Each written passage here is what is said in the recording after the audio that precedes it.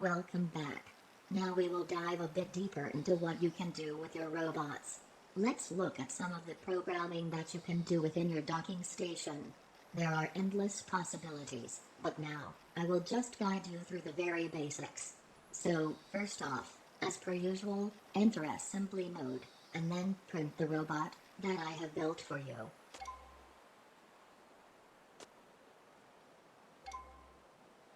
Try to drive it. Doesn't work, does it? No. Let's go back to assembly mode and figure out why.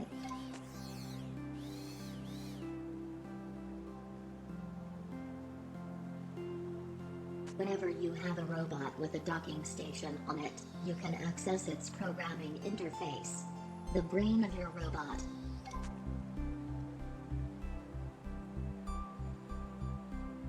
Give me a minute and let me explain what you are looking at here. Here you can see your workspace and your list of nodes.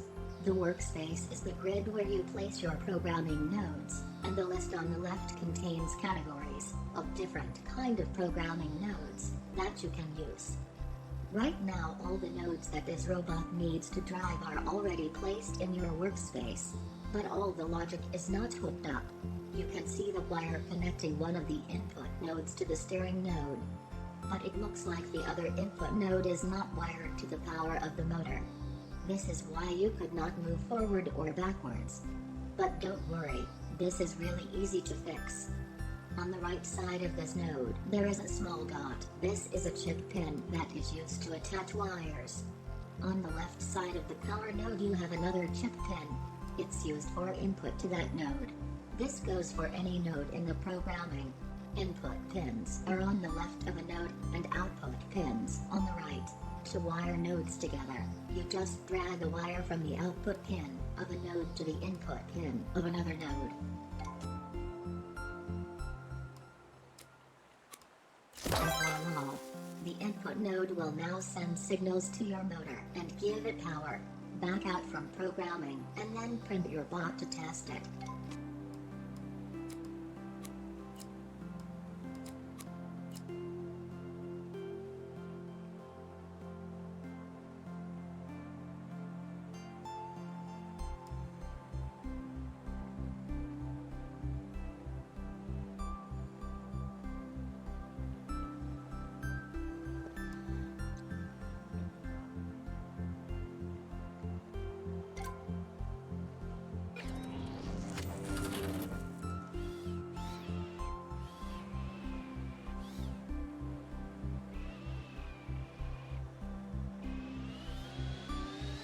Wow, looks like it's working. Cool. Drive to the parking spot again and I will give you another example.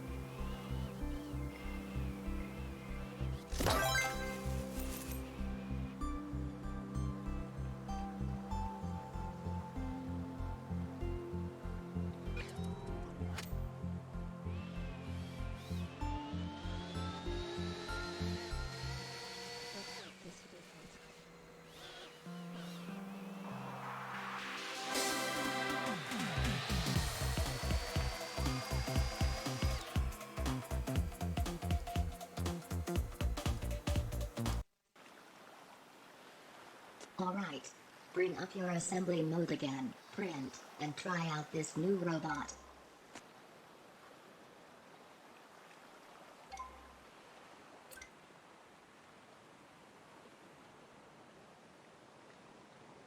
When you figure out What's wrong? Yeah, not the best at turning, is it? Well, I am very sure that you can fix that. Hop back to assembly mode and bring up the programming interface again, just like you did before.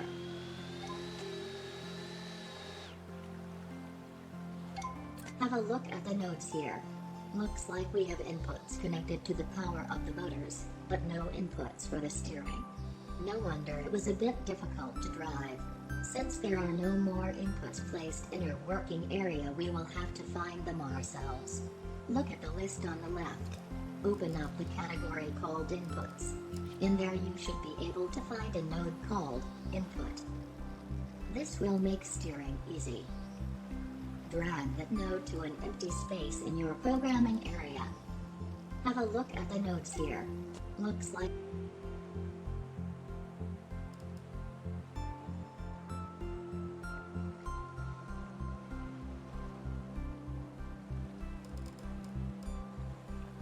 now we just have to connect the two nodes, just as we did before. Drag a wire from the output of the input node to the node. Select that node. Its properties should show on the left. There are some properties that we can change here to make it do what you want. One input box for positive input, which would be steer right, and one for negative input, steering left in this case. Interact with the box plus, and follow the instructions. Bravo! Now do the same. Sweet. Looks stellar. Back out of programming and then print this spot and see how it drives now. Smooth. Fork this piece to continue when you are ready.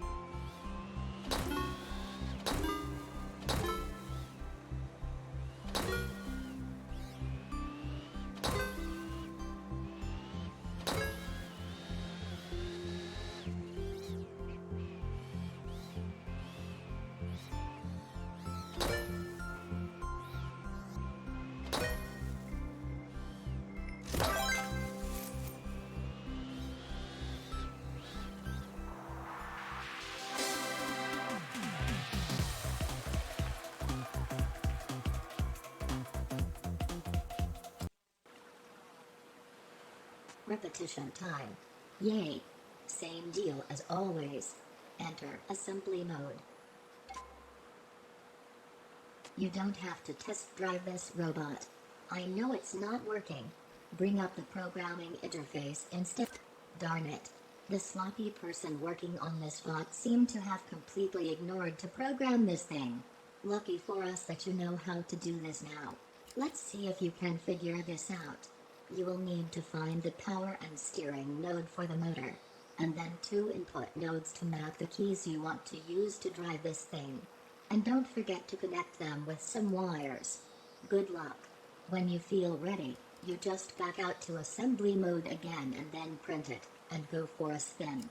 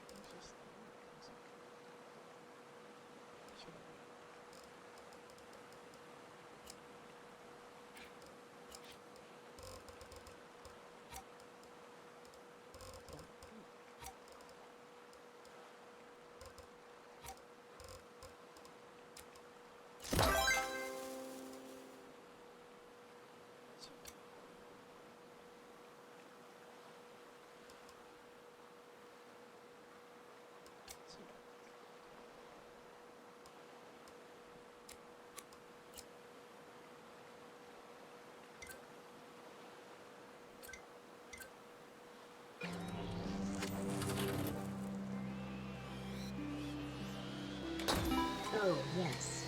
Programmer Ace. Impressive. You should know enough now to build your own robot from scratch. Build a chassis, place some parts, and hook up the programming. Head over to the parking space to continue.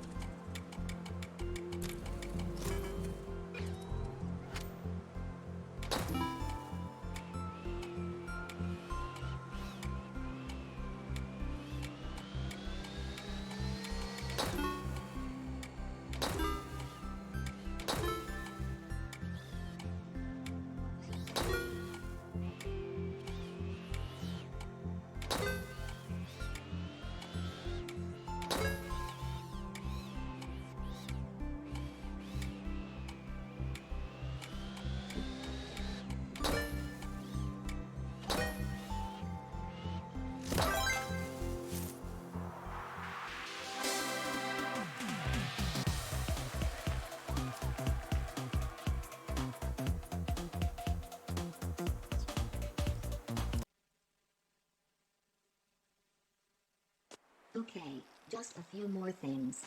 On your journey onwards, you'll design many different creations, for various purposes. These robots can easily be saved and loaded by using the Olive Institute bot interface.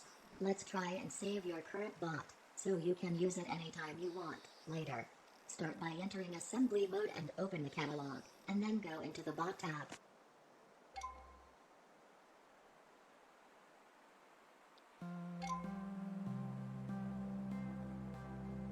On the right, you can see the currently loaded bot, and below that, the save options. Hit the save as button, and give the bot a name. A good practice we encourage all our users to take on, is to save your bots regularly, and name them properly. Do yourself a favor and make this a routine, you'll thank me later. Good job. Now I'll show you how to start a new bot, if you want to build something from scratch. It's simple, just press the Start New Bot button. As you can see here, there are a bunch of different bases to start off from. Just pick the one that best suits your needs. Then hit the Create button.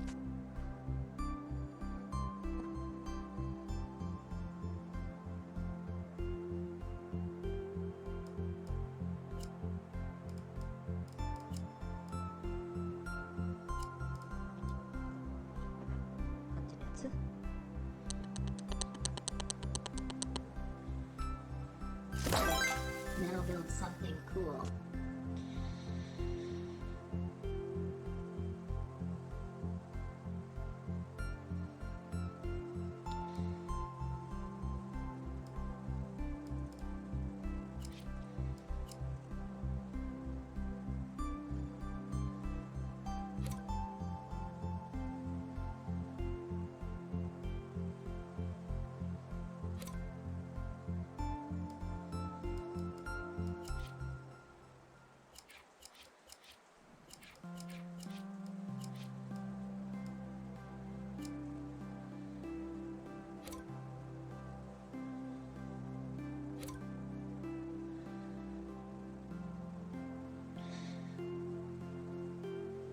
でなんかもうプログラム組まれてる。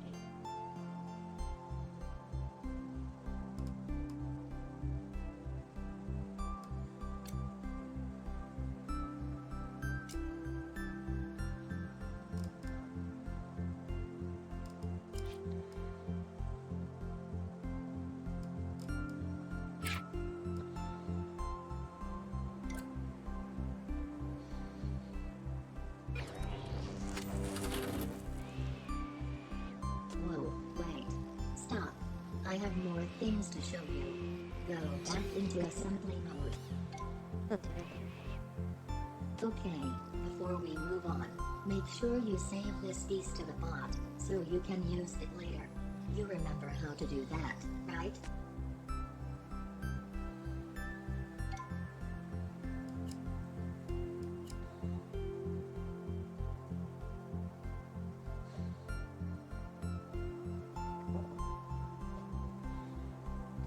エスケープで閉じれば閉じないんだよな。